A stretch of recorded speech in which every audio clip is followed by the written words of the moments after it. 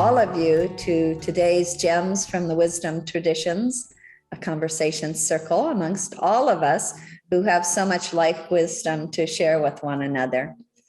It seems as though our theme for the year represented in this quote, conscious endeavor, that talks about painting the very atmosphere and medium through which we look, through which we hear, is very relevant to today when we're going to be having a conversation with Indian musician Jaffe. Joss is going to be talking to us about the subject of eternity in time, which I know we all have personal experiences of, through the lens of Indian music, classical Indian music, and in particular, a particular concept from Sanskrit called Rita, R-T-A, meaning cosmic order or cosmic harmony. Joss devoted himself to really in-depth training under one of India's greatest musical masters of modern times, Ali Akbar Khan. And he has since traveled the world. He's primarily in the US, but he has traveled the world extensively, bringing his music. And he has managed to make bridgings between music of the East and music of the West. And so he has managed to bring his real depth of insight into music that is accessible to many. So I'm going to let Joss talk to us just a little bit about this sacred term in Sanskrit, Rita, as cosmic order, cosmic rhythm, and how he might have found that mirrored in the music that he has studied and played. Well, thank you. Mahalo, Renee, for that beautiful introduction. And it's funny, I have a bridge on my shirt.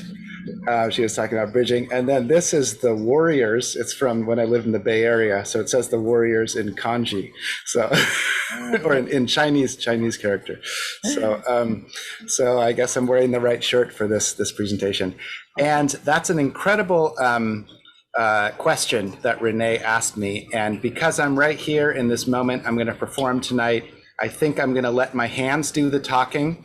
And just for 2 or 3 short minutes, I'm going to play for you these tablas. I'm going to move my screen down and you can see the tablas. The mic is a little bit in the way and everything is, I'm outside. I'm going to perform tonight. So I'm in the green room and things might bounce around because it's just on a table in the green room. But I'm going to play for you. These are called the tablas.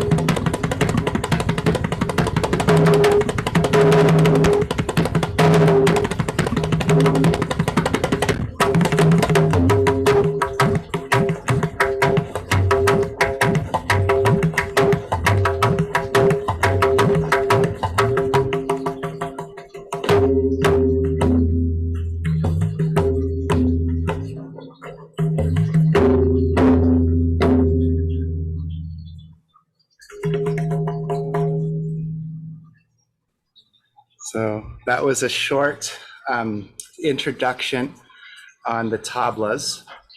And my screen and everything was bouncing around. I was joking with Renee, it's like riding in a rickshaw in India. You're bumping over the cobblestones and with the wheels and everything. And so we're just along for the ride.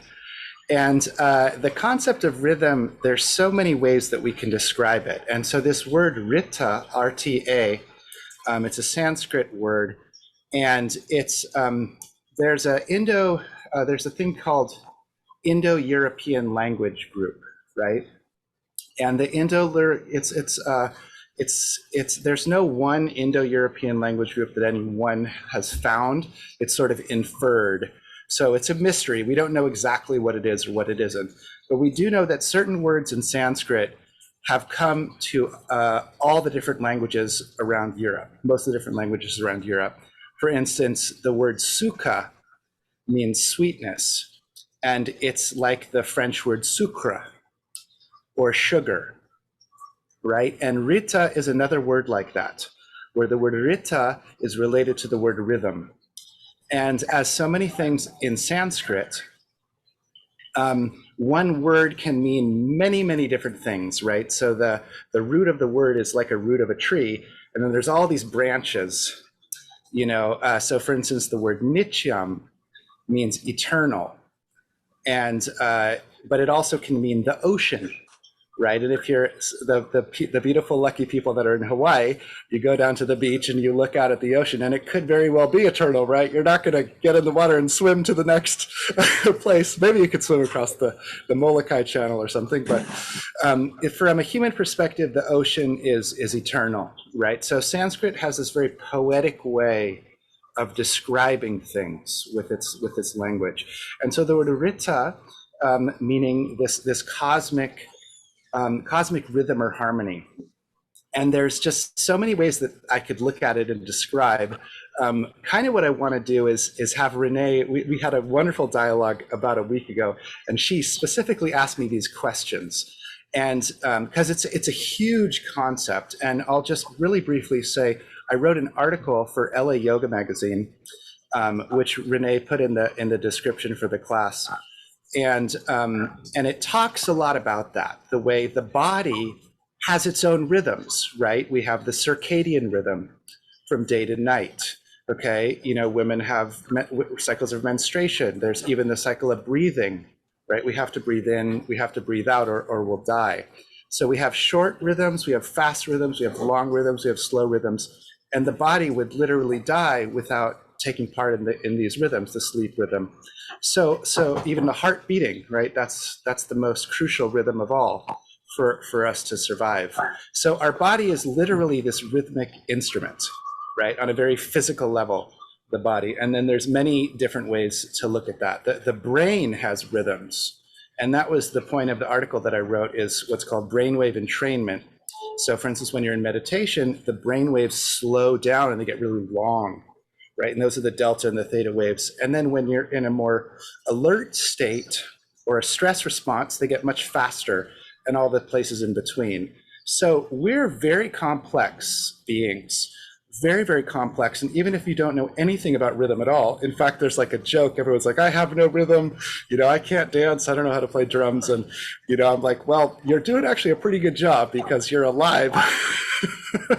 And so that's my preamble here. And there's a lot more I could say, but I want to connect it back to Renee. And she has the most wonderful questions. She should have a podcast, I think, because she's so good at interviewing people. Yes. So I wanted to ask you, Jess, about there's so many different forms of music and so many different rhythms available in human culture. And from your deep study of classical Indian music, what is it about the Indian music's rhythmic schemes that gives us a little more access than some other possibilities, heavy metal, etc., to this deeper sense of cosmic rhythm? That's a beautiful question, Renee, and that's a new one. You asked me all these questions in our interview before, and now you're like throwing some new ones at me. So I like that. I like to improvise. Well, it's funny, in Indian music, we're trained to improvise, and there's millions of stories of musicians meeting each other for the first time. They've never met ever before. Sometimes they haven't even heard the other person's name, and they show up on stage, and one of the musicians start, and the other immediately jumps in, and then they come off stage and people are like, how did you play for 2 hours together like you've known each other your whole lives? And the way that we're trained is to be able to do that, right? So it's a little bit like jazz music in that way, that you learn all these techniques so that you can connect with any musician and speak that language, but so specifically on rhythm, there's some interesting things. In South India, there's a thing called jatis. And jatis are really cool, right? So most music that we hear here in the West, it's like one of two types. It's either 4 beats. It's like 1, 2, 3, 4, boom, cuts, like rock beat, or they call it 4 on the floor, boom, boom, boom, boom, right? But it has that 4, that duple meter. Or there's a waltz, which is in 3. Da, da, da, da, da, da, 1, 2, 3, 1. And a lot of African music will combine those two. It'll be like a 12/8. So it'll be like. Da, da, da, da, da. So there'll be a polyrhythm of the 4 and the 3 together. But so in India, there's millions of different ways to play music. So for instance, it starts with 2, and the jati is taka, right? So taka, taka. And then the 3 is takita, takita. And then 4 is takadimi, takadimi.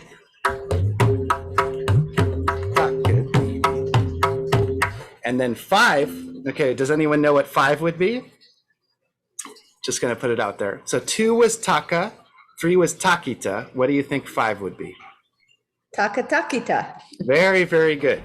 Really? Taka, takita, taka, takita, taka, takita. 1, 2, 3, 4, 5. 1, 2, 3, 4, 5. Taka, takita.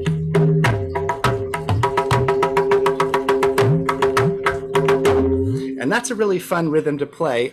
There's a famous jazz song called Take 5. Is anyone old enough to know that famous song? Yeah. So that's probably one of the most famous songs in 5. There's a couple other. The Mission Impossible theme song is in 5. I can't sing it.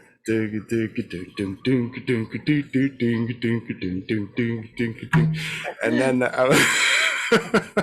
and then there's one other famous. Soundgarden had a song in 5.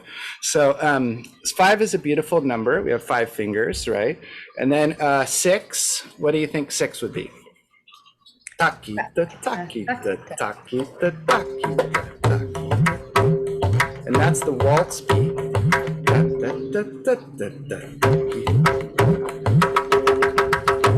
Okay, and then what do you think 7 would be? I forgot 4. 4 was takadimi. So 7's interesting because as they get bigger, you can start putting them together in different ways. So the most common way in India they do 7 is takita taka taka. Takita taka taka. 1, 2, 3, 1, 2, 3, 4. 1, 2, 3. This is not a common rhythm for us, but if you're from the Balkans, you would hear this all the time. And in fact, you would know how to dance to it. And a lot of places in the Middle East, they do this. So that's taki.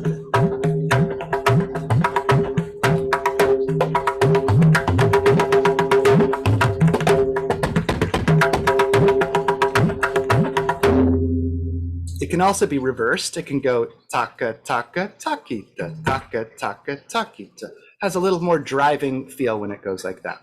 And that brings us to 8, which we should all know. And the way they say that in South India is takadimi, takajuma, takadimi, takajuma. In North India, I think I might have told this story on the last call, but there's a different way to say it, okay? And there's a story I'm going to tell you about it. So once there was a tabla player. These are called tablas. And he had a very bad dog. Does anyone have a bad dog? My dog is very bad. He's always getting into trouble and eating gross things and, making a mess. Okay, so sometimes you have a naughty dog, really naughty, a bad boy. So this guy said to his dog, he said, "Dage nati, nage dina. Dage nati, nage dina." Okay, let's all try and say that together. Dage nati nage dina. Dage nati nage dina. And the way it's played is you go dage, you clap, nati, and then nage, you wave the hand. Wave the hand, nage dina. So it's like this. Dage nati, nage dina.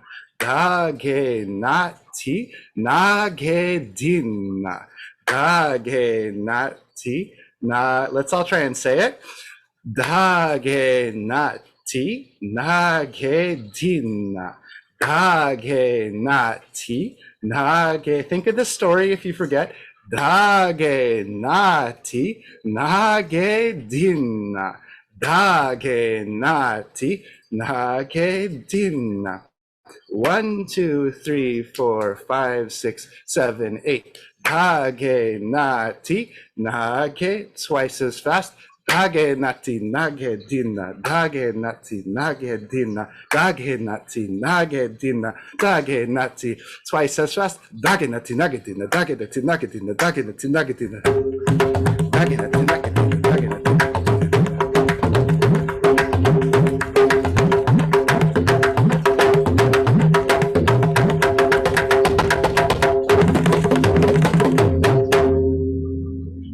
So that's the 8-beat rhythm. And in India, that's called Kaharawa. And there's millions and millions and millions of songs played in that beat. So then from 8, we go into 9. And as the rhythms get more complicated, there's many ways to do that. So 9 is often done taka taka taki ta taka, taka taka taki ta taka, taka taka taki ta taka, taka taka taki ta taka. And then 10 is again the same as 5, and so on and so forth, and it builds off of that. So that's just a little introduction to how complex the rhythms are. And I'll just tell a really short story. My teacher, Swapan Chowdhury, and Ashish Khan, who's the son of Ali Akbar Khan, who Renee introduced, were playing together. And Ashish plays the sarod, which is a big lute from India with no frets. And he comes in and he starts playing this very weird rhythm. And Swapan, who's one of the best drummers in the whole world, is in front of this big, huge audience, and he gets this very perplexed look on his face, going, "What are you doing?" You know, like they're right there in front of the whole audience on the stage. And he's like, "What are you doing?" And he thinks he counts it, and it happened to be in 13 beats. The song was in 13 beats. And he didn't even know. He didn't even tell the guy. So he had to figure it out right there on the spot, on the stage in front of hundreds of people. And I always remember that moment, you know, because it tells the story of this whole music. You know, you just sort of charge in and you don't know what's going to happen. It's very fun like that. It's very improvisational. So before we go to another amazing question that Renee is going to do, does anyone else have a question for me about any of these topics? I know I gave you a lot of information in a short amount of time. That's Malia. So great to see you again. So I just had a quick question. I do want to briefly speak on behalf of heavy metal music. I know that there are studies that have shown that the intricacy of the guitar work is on par with classical music for stimulating the brain. And so the question I had for you was music being used as like therapy. I've heard that in India there are temples dedicated to music and healing, but I don't know much other than that. So I was wondering if you could speak to music as a healing modality. Wow, there's like so much stuff in there. We could do a whole workshop just on Malia's question. So thank you for that. So first of all, the heavy metal, I'm not a metalhead, I'm sorry to say, but I do appreciate it. I used to work in a music store, and all the guys in the music store loved heavy metal. And they would say that exact thing. They're like, there's all this math in there. It's very, that sometimes they'll take a Bach, a prelude and play it like 8 times as fast and have a drummer going brrr, you know. So yes, there is all of that there. The format never really spoke to me directly, but I appreciate it. That being said, there's a tremendous amount of music as therapy, and that is a field that is literally just exploding right now. I mean, the whole sound healing thing is sort of all over the map. From popular music, it's being included into, actually in clinical settings and doing studies about that. And again, I'll put a plug for that article I wrote for LA Yoga Magazine, because if you really want to dive into the science of that, like I have hertz and brainwave frequencies and theta waves and all that kind of geeky stuff if you're into that. So maybe Renee, pop that in the chat for people to look at. But specifically for India, India is a really cool place. I mean, there's a lot of deep culture and history and traditions there. My first tabla teacher was named Homnath, and he sadly passed away. But he was one of the last, I think he was actually the last royal court musician for the king of Nepal before the king died, and they ended that tradition. And so when I was young, I was 17 years old when I first went to Nepal, and he took me to the royal garden in Kathmandu, and I got to perform on my tablas, in the royal garden for the king, and, just as one of his students, and then he would play. And, he would take me to all these different places, little temples, big temples, all these cool places. And he would tell me this story that on certain temples, they would have these special events where they would have music playing all night long for days and days, and they couldn't stop it. So he'd be playing the drum, right? He'd be playing the drum. And while the chanting and the playing was going, he would take his hand off, and immediately another person would put their hand on the drum to keep it going. It couldn't stop, and then that person, when he got so tired, he'd been playing for, 4 hours, the other guy would touch the drum, and it would be like a relay race, and it would just never stop until the festival is over, like 4 days later or whatever. So this is something that happens, a lot of times the music is linked to special events that are linked to nature, like a full moon, or the seasons, the monsoon, different holidays. And so again, it connects to nature, and there's a therapeutic aspect there too, of that natural connection. So I hope I answered your question, Malia.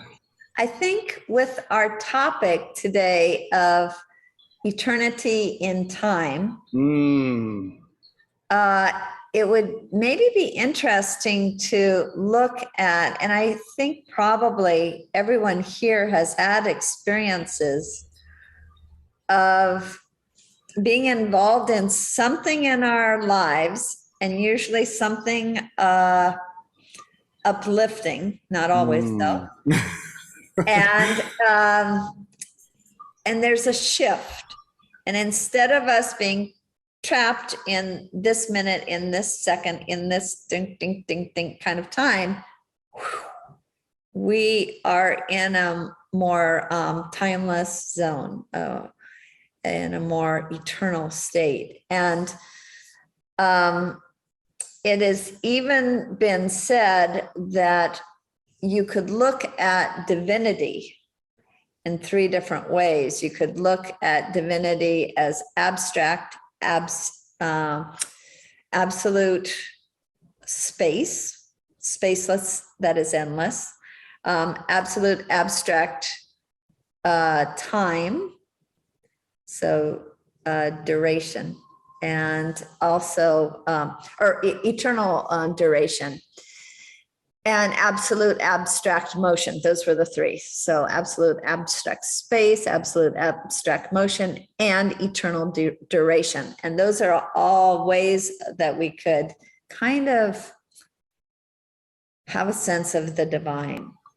So today, if we're talking about any time that we slip out of clock time and into this more timeless realm, it seems like there's a possibility of, I don't know, touching the hem of the divine maybe. And I wonder, I imagine you have these experiences, and through the music that you play might be a great entree. I think we all have those experiences. For instance, we can all relate to the fact that a minute spent with our very best friend feels different than a minute spent in the dentist chair, right? I mean, no offense to anyone who's a dentist out there, you're awesome, but when your tooth is being drilled, it's a little different than, you know, hugging your friend. And so time itself is like Renee said, you know, it's malleable, and it can be experienced differently. The sort of absolute time that she's talking about, I also think we can all relate to. You know, imagine the funnest thing you've ever done, right? Like if you were a surfer, it would be riding inside the tube of the wave or something. You know, if you're a meditator, it's that moment when all the thoughts cease, right? If you're a yoga practitioner, it's when you're just so in alignment, your body feels so good, your breath is so aligned, everything is there. And whenever you have these sort of peak experiences, you know, time sort of feels like it's different, right? Some people say it stops and it lasts forever. Some people feel like they can't even remember it at all. It just sort of, they're in this state and it's gone. You know, what's very interesting is when we talk about entrainment. So the concept of entrainment means it was originally defined as two clocks ticking, right? And what happens is as they put them close together, they found that it takes less energy for the clocks to synchronize, to click together than to be apart, right? So that synchronization takes less energy than being, you know, against itself, which is an interesting kind of a metaphor in and of itself, kind of Zen, you know, Aikido kind of a concept there of going with the flow. But so from this study of entrainment, there was lots of different things that people looked at. And one really interesting thing is with rhythm, right? So Renee talked about clock time versus a more kind of universal time. And what they found, what researchers have found is that when you're drumming, right? When you're drumming and you create that pulse and you sort of enter that pulse, even though you're marking those pulses and marking those beats, your perception of time goes away and you lose that sort of marking clock time and you enter a universal time. And that's always been, to be quite honest, my favorite thing about drumming. It's very therapeutic, to go back to Belia's question. It sort of takes you out of your mind. It takes you out of your day. It takes you out of that experience. And I do think that's why people like to listen to music, you know, because they click in there and you know, have you heard zoning out, right? That's the word right there. When you're zoning out, what are you doing? You're kind of entering universal time, right? So again, I'm not a dancer, I must admit, so I don't know how I could do with the motion part or the space part. I have studied architecture, so maybe I know a little bit about space, but you know, I think it's probably similar, is that when you enter these sort of absolute, you know, consciousness experiences, it's different than the sort of day-to-day granular experience of like, there's this thing, there's that thing, there's this thing, there's that thing, and you just sort of enter the flow state. That's become a very popular term now. You know, artists and different workers, they call the flow state. And I think that's another good descriptor of that. But again, I just want to bring it back to this concept of when you're in the flow, when you're in the rhythm, and again, this could be like literally rhythm. I'm a drummer, but it could be anything. It could be when you're designing something, when you're creating something, that creative impulse puts you there, right? So when you are in that zone, in the flow state, that's that accessing of that universal time. So that's what I want to bring to this discussion here today. Oh, fantastic. I'm going to call on Elizabeth. Thank you for joining us today, Elizabeth. Thank you, Renee. I have a question for you, Joss. How does your tradition connect with the Sufi traditions of the world as sound, the mysticism of music and sound, these traditions? That's such a great question. It's interesting. I'm here in Topanga Canyon. I'm going to go on stage in about an hour. And this is where I first learned about a band called Fana Fiala, which is a very cool band. If you haven't heard them, you should check them out. They're a Western band, but they've spent a lot of time in Pakistan and learned how to play the traditional style of Sufi music there. And so they play these drums. Tabla is played in Sufi music. So there's actually quite literal connection between the two art forms. There's a lot of sharing. Probably the most famous Sufi singer was called Nusrat Fateh Ali Khan. Amazing singer, absolutely stunning. He was very, very, very big guy, you know, and he had a lot of joy and a lot of bliss.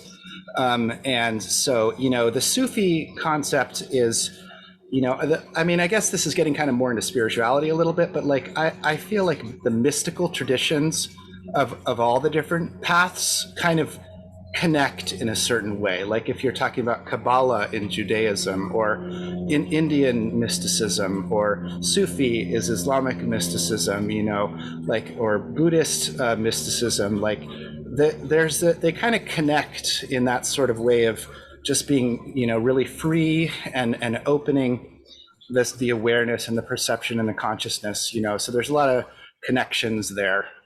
But yeah, Sufi music is really beautiful. If you feel called to check it out, definitely take a look at it.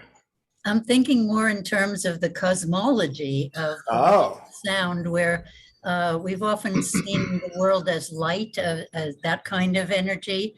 Mhm. And for a long time, I puzzled about what cosmic sound was, and then learned that it's different from the airborne sound of a 3D physical universe. That there is, you know, in the beginning was the word. There are all these different traditions kind of recognize that there's something more primal about sound, not the airborne kind, but the highest vibration kind. I have a metaphor of all of us being, and the universe being, a keyboard of vibrations, and endless in all directions, with matter in the low keys and then electromagnetic energy in the mid-range. And Einstein showed us we could transpose between those because matter is energy, energy is music, and then up into the less and less material aspects, all the way to cosmic consciousness, mind, soul, all these things.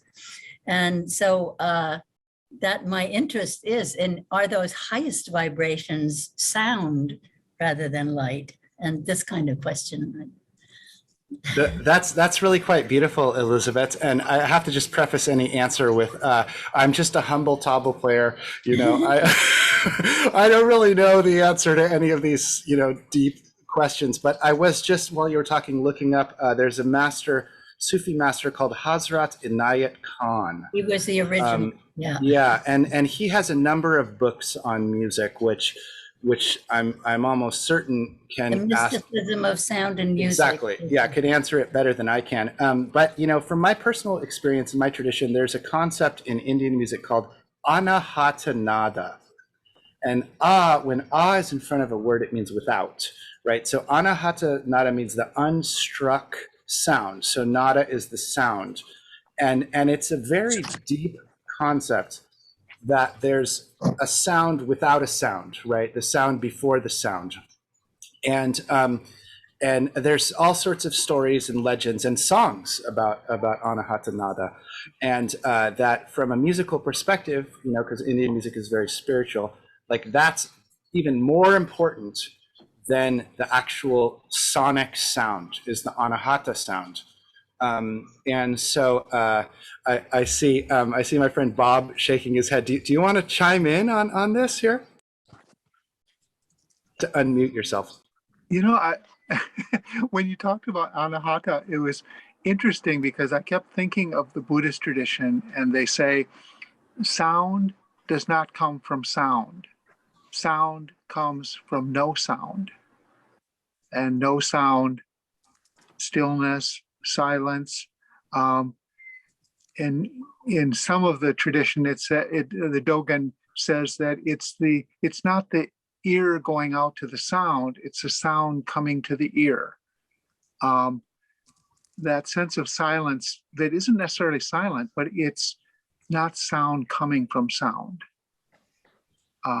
No sound is something that the mind just doesn't get in the way of it. And it sounded like that was the flow experience, but I don't know if any of that resonates with you. No, I particularly like the last thing you said of the mind doesn't get in the way of it. And in fact, that's, what was I just seeing today? I just saw a quote of a artist, and they said when a famous artist, I can't remember who it was, but he's like, when I'm composing, I try not to think as much as possible. He's like, I try to compose, but I definitely don't try to think. And I do think that there's places where the mind does get in the way, and especially these sort of cosmic things, you know, we want to leave the mind out of that, you know. Let the mind figure out about it later. Someone is raising his hand. Ramdas, do you want to talk, Ramdas ji? Hi, Josh. Yeah, when I was first, you know, I was a sadhu in India, and the first year or two, I studied sitar, and Renee brought up the issue of sound, and I came in a bit late to your talk, so and I apologize for that. So I don't know if you mentioned it, but the idea that ragas are time determined, and that different ragas are played at different times of the day because of the vibrations that they generate and that they connect with. And the meditative ragas, as you know, 4 to 6 in the morning, generally are the ones that have less notes, because your aro and avro, the number of notes that you can play on the ascent and the descent, tends to diminish in those ragas. There tends to be more what we would call flats, or what they would call como, right? And it's interesting how those kind of things influence the sound. And one other thing I was going to mention, Ravi Shankar, he first came to America because of Yehudi Menuhin. And Yehudi Menuhin heard about him, brought him to New York in 1956. And when he played, all the jazz guys in Harlem and other places on the East Side, I think in New York, heard about him, and they went, that's jazz, right? And that the connection between the improvisational creativity that's in jazz and that's in Indian classical music, I think really resonates a great deal. And it allows a creativity that I think, Josh, that you've been talking about, that's important, that allows you to just be. One other thing my teacher once said to me when we were talking, as he was teaching me, he said, your best music is when you're not there. When you stop being there, that's when the pure music comes through. Wow, there was a lot there that Ramdas just shared.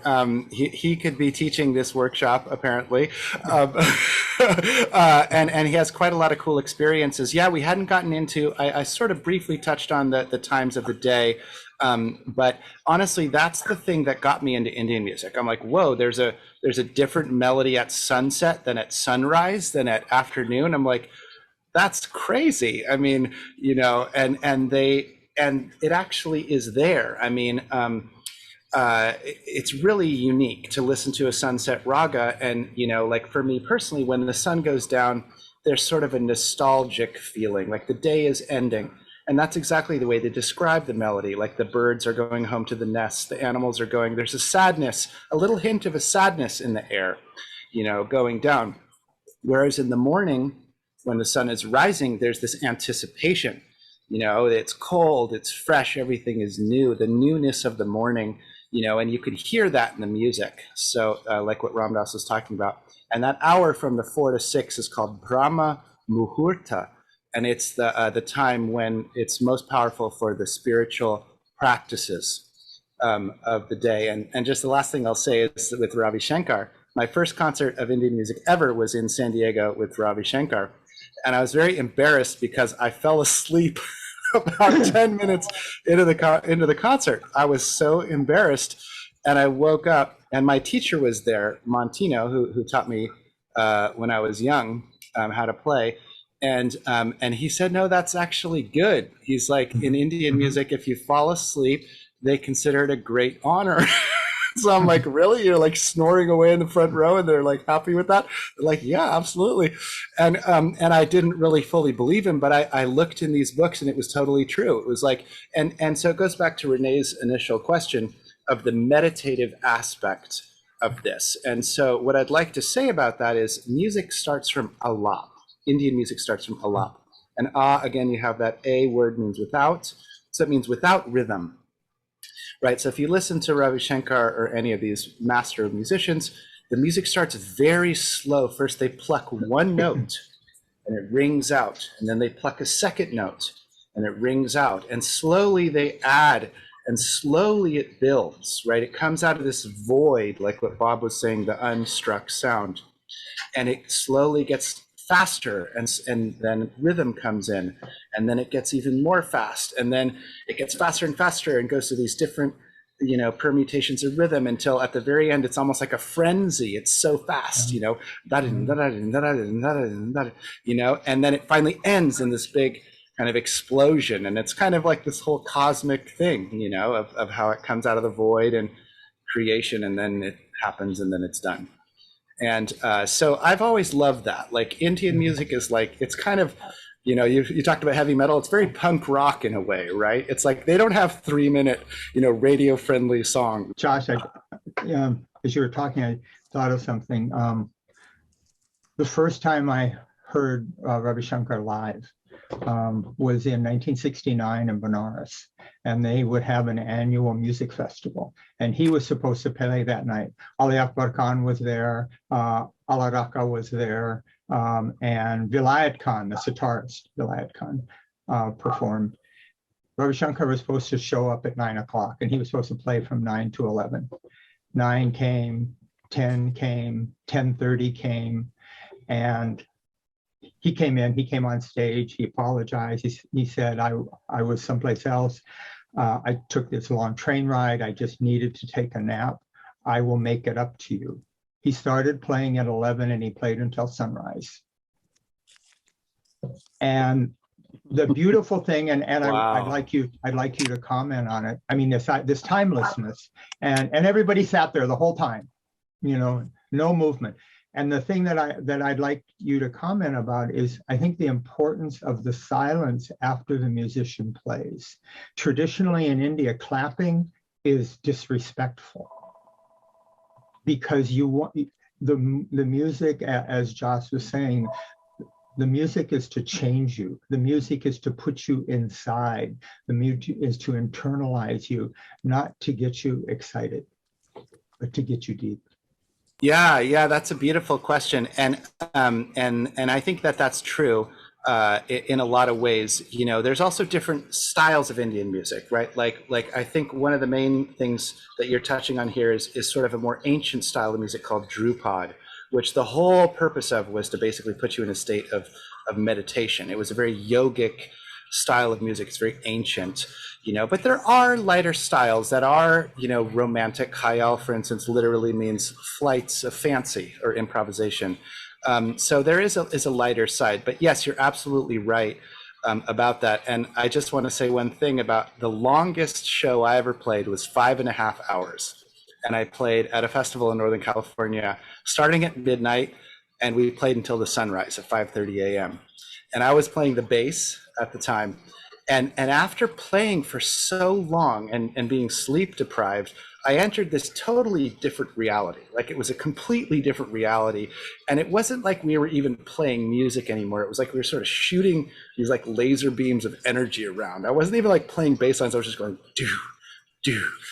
I was just kind of like keeping it going, you know. It became more like a dance or something. I just had to do something, you know, and it became very primal. It was a really beautiful experience, and the audience, you know, kept getting more and more kind of, you know, spaced out and into the music, and it was really special. So yeah, music is definitely a vehicle for a lot of transformation, for sure. I want to bring it back to Renée, and I love her themes. And I know not all of us are, and thank you, Ramdas, I really appreciate your contribution so deeply, thank you. And also not all of us are musicians. So I would love to hear, I don't want to get too technical into the musical side, and bring it back, Renée, to like maybe the questions you were asking me about the meditation and the yoga and experience that we can all relate to. He is. And that's why she had the door open. Well, let me make sure that Carolyn gets a chance to ask her question. I see her hand is raised. Carolyn, folks, is the president of the Institute of World Culture in Santa Barbara. This is a bit of a diversion, and I don't know how you would know the answer to the question, but somehow I think it's a little important. We've heard how plants are sensitive to music, but what about animals? Do they hear sound? Like, would they hear a melody in the Raja, or would they hear, if we had Mozart on, would they hear it like we hear it? Because it seems like, we're always saying we've got to participate in nature, share in nature, and build Rita. So I'm just wondering if you have any thoughts on that. Is there any correspondence of experience between animals and human beings? What a fabulous question. That's right up my alley. And we'd have to bring like Noam Chomsky in here to talk about animal communication, because they certainly do, like especially animals like whales and dolphins have super complex sonic communication, like way more complex than us. And but the things that I know about is, for instance, bird songs have been very heavily studied. Very, very heavily studied. And I actually met somebody who mapped the bird song. Like I met him at Berkeley. Alexa is here from Berkeley. And he mapped him out. It took him like weeks and weeks to do this. And he analyzed it and everything. And this was like just one bird species. It wasn't like all different birds. It was just one. And he couldn't find any pattern. Like it was all over the map, like they weren't singing a certain note, or it was just like totally out of control. And it was really fast too. It was super, super fast. So, but what they did find is that there were these sort of like arrangement of sounds. So like they would kind of like click and make all the sounds together and like convey something. And then the other bird would convey it back, right? So there was a communication that was happening, but it was totally non-human, right? We couldn't understand it at all. However, it's very, very interesting because almost every musical culture around the world, that I've looked at anyway, there's some instance of them being inspired by bird songs. For instance, in India, there's all of these songs that are inspired by bird songs, and again, it's an abstraction of the bird song, right? It's not the actual bird song, but it's like the sound, it goes up and then it goes down and then it goes to the middle and then it does something fast and then they turn that into a song. And I find that super fascinating. Also, like the movement of animals. So, for instance, to bring it back to the tabla, there's the 7-beat cycle called rupak, which is supposed to evoke the gait of the tiger, the sort of crouching gait of the tiger. And it sounds like this. Tin, tin, din, din, tin, tin, din.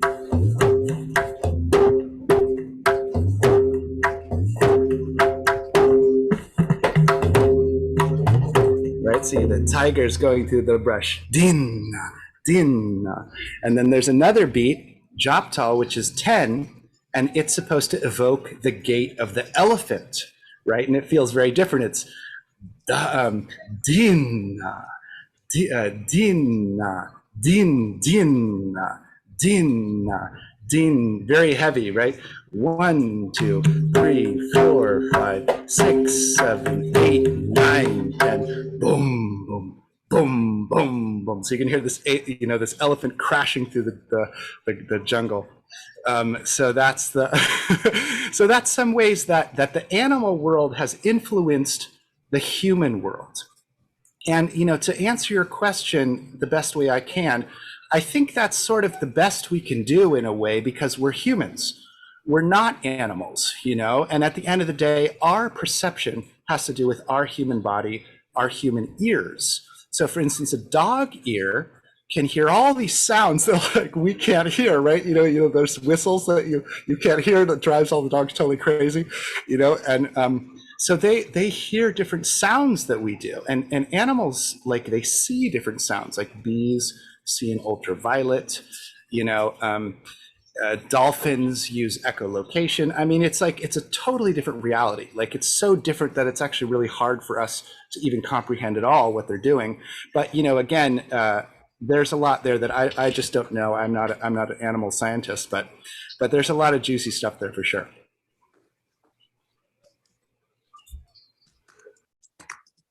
So we're getting quite close to the end here, and you can tell because I'm outside and it's getting so dark soon, you're not going to be able to see me. So did I answer your question, Carolyn, satisfactorily? Yes, I think that's an honest and sounds accurate. So we can't expect that our cat, dog, or whatever larger animals would share our appreciation of Mozart.